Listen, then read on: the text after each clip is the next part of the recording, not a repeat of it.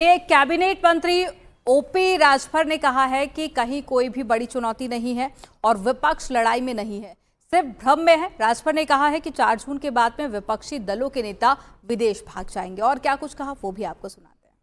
कितनी बड़ी चुनौती लग रही है आपको? कोई चुनौती नहीं है, कहीं चुनौती नहीं है ना कहीं लड़ाई है।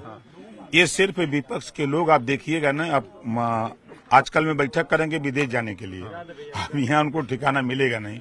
वो सब मान गए हैं कि अब तीसरी बार माननीय नरेंद्र मोदी जी प्रधानमंत्री बनेंगे। मोदी जी के काम से, योगी जी के काम से, जो सूबे में योगी जी ने काम किया है और मोदी जी ने जो देश में काम किया है, उन दोनों लोगों के काम से जनता मोदी जी को वोट दे रही है।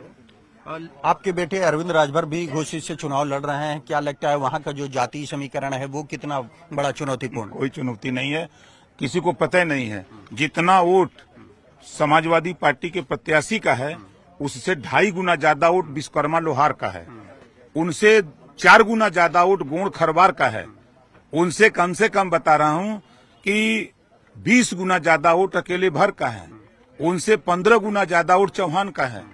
ये कहाँ लड़ाई में है? भरम में है। जितना वोट उनको मुसलमान देगा उतना दबा देगा।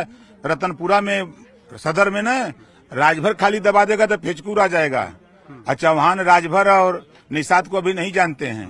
ये जब पानी में हिड़ देते हैं ना तो मुंह बा देते हैं लोग जो पनिया में रहते हैं ना वो मुंह बा देते हैं। तो क्या लगता है कि जो उत्तर प्रदेश की 80 लोकसभा सीट है कितनी आप लोगों को मिल रही है? 80 की 80 जीतेंगे।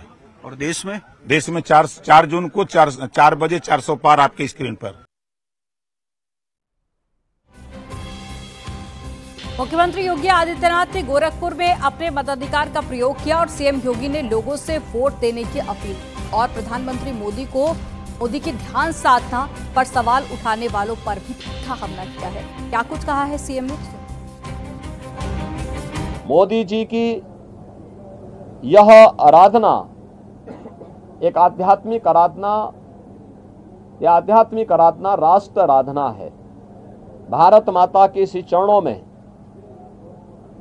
वह एक आराधना है जो राष्ट्र को समर्पित है। भारत की 140 करोड़ जनता की, जनार्दन की सेवा के लिए, उनके उज्जवल भविष्य के लिए समर्पित है और ये भारत की परंपरा है। जिनके मन में भारत के प्रति आस्था का भाव नहीं है, भारत के सनातन मूल्यों और आदर्शों की ध्वजियां उड़ाना जिन्होंने अपने जीवन का उद्देश्य समझ लिया था और जिनके कारनामों से जनता उनको बार बार ठुकराई है, वे लोग मोदी जी के इस ध्यान साधना और इस राष्ट्र आराधना का मखौल भले ही उड़ा सकते हैं, लेकिन जनता जनार्दन अपने नेता के समर्थन में और उनके पूरे कार्यक्रमों के साथ, पूरे समर्पित भाव के साथ जुड़ी हुई है और जनता जनार्दन का पूरा आशीर्वाद, पूरा स्नेह मोदी जी के साथ में है।